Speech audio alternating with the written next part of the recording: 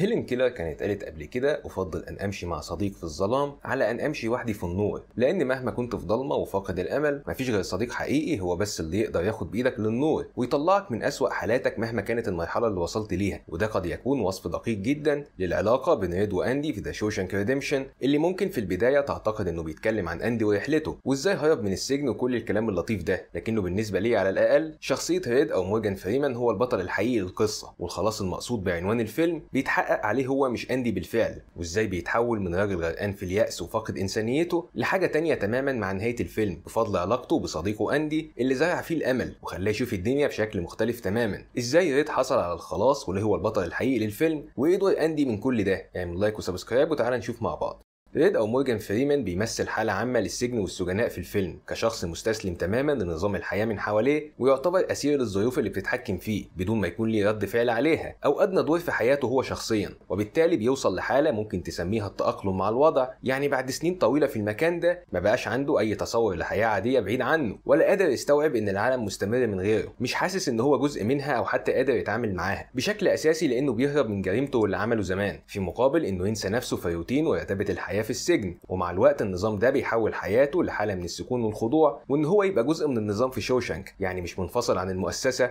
لكنه بيساعد على وجودها حتى لو بشكل غير مباشر، زي الرهانات اللي بيعملها على الوافدين الجدد أو إنه الراجل اللي بيجيب كل حاجة من سجاير لبوسترات لأدوات وزي ما تحب، ومن الآخر بقى شخص لا غنى عنه بالنسبة لباقي المساجين زي السور المحيط بيهم بالظبط. ممكن تشوف إن الكلام ده فيه مبالغة مثلا أو تحميل ليه فوق طاقته، لكن أزمة ريد الحقيقية هو باقي الشخصيات في دماغهم والسجن الفعلي داخل عقلهم اللي بيخليهم يعيشوا حياة لا مبالاة بيفقدوا فيها إنسانيتهم بسبب ضغط السجن والمدير والحراس وكل القرف اللي بيشوفوه خلال رحلتهم، وإنه خلاص هي كده ولازم تتعايش ومفيش في إيدك أي حاجة تعملها. وعشان كده ريد هو اللي بيحكي حياة اللي معاه في السجن، لأن حياته هو انكمشت لدرجة إنها مقتصرة بس على الزنزانة، مفيش غيرها ولا عنده حاجة تانية يعملها. وبالتالي لما شاف أندي لأول مرة مع وصوله كان رهانه عليه إنه أول شخص هينهار، لأنه واضح عليه الاختلاف وإنه مش هيبقى زيهم، وإنه ببساطة مش فارق معاه ولا في دماغه هو فين ولا إيه اللي بيحصل بالظبط. وبالنسبة لريد ده كان شخص ساذج فاكر نفسه لسه بشر فعلا، وبيسأل على اسم المسجون اللي مات في أول يوم ولا مش عاجبه الأكل، ثم بالتدريج بعد كده يبدأ يلخبط الروتين بتاعهم كلهم ويشغل موسيقى ويعمل قطع شطرنج ثم يعلق بوسترات على حيطة الزنزانة وعايش كأنه مش معانا خالص وكأن السجن مش هيقدر عليه. وده اللي كان بيصطدم بشكل مباشر بمعتقدات ريد زي ما قلنا، وإن الأمل خطر في السجن، لكن كل ده بيخليه يقعد مع نفسه كده شوية يفكر ويتسرب الشك جواه في إن الراجل ده عامل كده ليه. ومن هنا بيبدأ دور أندي الحقيقي في الفيلم، لأن من البداية خالص وأندي بيتعامل على إنه حيوان غريب، يعني مش زي باقي الناس ولا شبههم، وممكن تلاحظ بسهولة إن ما فيهوش الغضب المكتوم اللي موجود مع كل المساجين، ولا هو عايز ينتقم من حد سواء محامي ضحك عليه ولا نظام ظلمه، وما حاولش مثلا يحارب العالم اللي نبذه وضيع مستقبله، ولا هو واقف يلوم الدنيا أو استنى الشفقة من الناس اللي حواليه، ورفض إن هو يقفل على نفسه جوه قوقعة مصمتة ويستنى الموت بعجز وقلة حيلة زي بروكس مثلا، اللي بجانب إنه كناية عن المصير المحتوم ليهم كلهم، إلا إنه أقرب ما يكون لأندي من أي حد تاني في المجموعة، ولو كان المكان حطمه في أول سنتين من فترته، لأن بروكس بقاله 50 سنة هناك زي أندي كده ما هيقضي عقوبتين مدى الحياة، وجوه السجن بيلعب نفس الدور تقريبا، فهو وسط الباقيين شخص مثقف وراجل مهم ماسك المكتبة وحواليه شلة أصحاب مش بس بيحبوه لكن الأهم إن هما بيحترموه، إنما لما يخرج هيكون لا شيء بطبيعة الحال. فبروكس هو أندي لما يستسلم ويبقى جزء من المؤسسة ويعني يرضى بالسجن وحياته، لكن أندي رفض يبقى كده زي ما بنشوف وما فقدش الأمل في الحياة الخارجية ولا هو بقى خايف منها شبه الباقيين، وفضل يحلم ويفصل نفسه عن الألم واليأس وانغلق على ذاته وصنع شبه عالم مختلف عن كل اللي الناس شايفينه، وكان عايش بمزيكا خاصة بيه الناس مش فاهمينها لأنهم غرقانين في كوابيسهم اللي السجن خلقها ليهم. ولما طلع بس لحن واحد من اللي بيلعب بشكل مستمر في دماغه السجن كله حس بالحرية معاه حتى لو محدش كان مدرك ده وقتها. ولذلك أندي هنا بيمثل الأمل مش في الخروج من السجن بشكل مادي لكن معنوي، يعني ما تبقاش مسجون في داخلك، روحك حرة والأمل بيغذيك عشان تستمر. هو اللي بيدخل الموسيقى في حياة ريد من جديد اللي كان فقدها مع تخليه عن الهارمونيكا في شبابه بسبب إيمانه إن العالم مش مستاهل، وخلاص بقى شايف نفسه شخص غير سوي، وسواء العالم الخارجي أو السجن تمكنوا منه من زمان وقضوا عليه وحولوه لصخر أصم خايف يدي نفسه أمل في تغير أي شيء، وبقى مؤمن إنه مش هيكون حر أبدا، فبيختار إن هو يتجنب نفسه ويرفض يواجه اللي عمله زمان لصالح ادعاء البراءة وإنه مظلوم زي باقي الناس هناك، وإن العيب في السجن مش فيهم هم وجرائمهم. وعشان كده زي ما قلنا شايف إن الأمل شيء خطير وممكن يخليك تفقد صوابك، بعكس أندي اللي مفيش عنده غير الأمل اللي ثابت في عقله وقلبه بمكان ما بداخله مش ممكن ممكن يوصلوا ليه ولا يقدروا ينتزعوه منه مهما عملوا. عشان كده هيقعد 20 سنه ينحت في الصخر ويهرب في النهايه، لان مهما عدى الوقت هو مش هيفرق معاه، ولا هيقدر المدير او الحراس او حتى باقي المساجين ان هم يكسروه او ينالوا من عزيمته. وممكن تشوف ان الصخر اللي قاعد ينحت فيه كل السنين دي كان بشكل ما بيمثل ريد هو كمان، ومن النقطه اللي بيقرب فيها من اندي وتبدا بينهم علاقه الصداقه بالتدريج بتبدا رحله تغيره الحقيقيه، وان ريد يطلع من الفقاعه اللي حبس نفسه فيها عشان يبعد عن جريمته اللي ما اتقالتش في الفيلم، لكن في الكتب المفروض ان هو اتلف فرامل سياره زوجته عشان يتخلص منها وياخد اموال التامين على حياتها، لكنه بجانب زوجته تسبب كمان في موت 2 من اصدقائها، ومعاهم واحد من الجيران وطفل صغير في الحادثه، ودخل السجن مدى الحياه. لكن ايا كان اللي يهمنا هنا ان هو طول الوقت ومهما عدت السنين كان غير نادم على فعلته، ومش شايف ان هو ارتكب جريمه فعلا، كحال معظم السجناء هناك اللي كلهم بيتعاملوا كانهم ابرياء، بعكس اندي على الجانب المقابل اللي زي ما قلنا مختلف عنهم كلهم، وطول الفيلم لا يشعر بالحاجه ان هو يثبت براءته او حتى يدعي ان هو بريء، لدرجه ان الشك بيتسرب ليك عن انه كان مذنب فعلا لغايه ما نتاكد في النهايه، ومورجان فريمان يقول لاصدقائه ان اندي ده طلع بريء فعلا مش زينا. وتاثير اندي على ريد كان زي ما عمل في الصخر والحيطه كده على مدار ال 20 سنه، بيشيل منه الحاجات الوحشه والاجرام اللي بيمنعه انه يكون جزء من المجتمع، بدايه من انه شاف صديقه طول السنين دي رافض يخضع او يستسلم او يقبل بالوضع اللي هو فيه، واحتفظ بكرامته ورفض ذل ومهانه جريمته المزعومه، وانه يعيش عادي ويتكيف مع اللي حصل، والمتمثل في الاخوات او عصابه السجن واللي عملوه معاه، وازاي فضل يقاوم لاخر لحظه مهما انضرب واتبهدل وطلع عينه، ومش بس بيحاول يعيش لكنه عايش فعلا، ومصمم يتمرد او يعمل ثوره حتى لو هيقف فيها لوحده، بس مش بالعنف لكن باللي يقدر عليه، زي موسيقى موتسارت ولا تجديد المكتبه او تعليم المساجين. وحتى لما جت قدامه فرصه زي فوق سطح السجن كده وساعد الحارس في حل مشكله الضرايب، على حسب كلام ريد نفسه هو ما عملش كده عشان يكسب ود اي من الطرفين، لكن عشان يحس انه طبيعي من جديد، بينما طبقا لريد وعقليته الانهزاميه الفاقده للامل كان المفروض يستسلم وخلاص لظروف السجن، لان الحياه الحقيقيه اللي بتقولوا عليها دي بتحصل في حته تانية لناس تانية، مش لينا هنا باي حال من الاحوال، ولا ينفع ان احنا نبقى طبيعيين، واخد بالك؟ ومع الوقت وقوه العلاقه بينهم بدا ريد يبقى على اتصال اكتر مع نفسه، وبالتدريج يفهم معنى البراءه الحقيقيه والخط الفاصل بين الظلم والعقاب، وانتهى بيه الحال لانه اخيرا تقبل فعلته وواجه نفسه بجريمته، واصبح في سلام مع ذاته بعد عقود طويله من الانكار والغفله. وممكن تشوف ده بشكل واضح قوي في كل مره كان بيقابل فيها لجنه اطلاق السراح المبكر، وازاي هو مش فارق معاه ولا مهتم، وعمره ما هيكون انسان افضل فعلا، وكل مره كان بس بيقول الكلمتين اللي عايزين يسمعوهم لانه مش مقتنع بده ولا شايف تغير حقيقي. ثم في مقابلته الاخيره ما قالش الكلام الفاضي بتاع كل مناسبه، واتكلم من قلبه فعلا وعبر عن ندمه وغضبه على نفسه، وازاي بيتمنى لو يقدر يغير الماضي ويمنع نفسه عن الجنان اللي كان فيه زمان، وطلع كل اللي جواه دفعه واحده وانتهى خلاص من عذاب الضمير، ويعني من الاخر دفع الثمن وقضي الامر. ممكن اخيرا يبدا المرحله الجايه من حياته اللي هيعيش فيها بجد ويكون شخص مختلف، سواء خارج السجن او حتى داخله، مش مشكله، لان اندي علمه ان السجن مش هو السبب ولا الازمه، ممكن تعيش جوه وتبقى حر فعلا، لكن الاهم انت نفسك ودماغك وطريقه تفكيرك، ولذلك افرجوا عنه وخرج للدنيا. وهنا بقى الحريه اللي حس بيها مختلفه عن اندي تماما، مش ماديه او في انه تخلص من السجن والقيود المفروضه على حياته، لكن كانه اتولد من جديد كواحد تاني خالص، مع السلام الداخلي وراحه البال اللي رجعت باستعاده انسانيته، والامل اللي رجع له حتى وهو يعتبر في المرحله الاخيره من وجوده، لكنه مش هيبقى زي بروكس هو كمان اللي برضه ذكراه موجوده معاه وبتلاحقه في كل مكان، سواء في الوظيفه او نفس الحته اللي كان قاعد فيها وكتب اسمه جنبه، لكنه مش هيعيش طبقا لحد تاني ولا الظروف المتحكمه فيه، ايا يكن بقى من الفقر والعجز والفساد اللي حولوه لمجرم، ونهايته هتكون سعيده بشكل اساسي بسبب اندي اللي ممكن تعتبره كان صوت ضميره المخفي لعقود طويله، وكان بمثابه المنقذ لريد في محنته. ويمكن ريد هو اللي كان بيحكي القصه فعلا، بس اندي هو صاحب الرؤيه او المؤلف اللي ما حاولش يفرض الامل على ريد ولا الباقيين، لكنه ببساطه عاشوا قدامهم. وممكن تقول ان ريد كان عايش في الضلمه، لكن اندي ماشي جنبه وياخد بايديه لغايه ما طلعه للنور، رغم ان لاول وهله ممكن تعتقد ان ريد هو اللي انقذ اندي بجد وساعده في التاقلم مع حياه السجن وكده، لكن العكس اللي حصل في الواقع.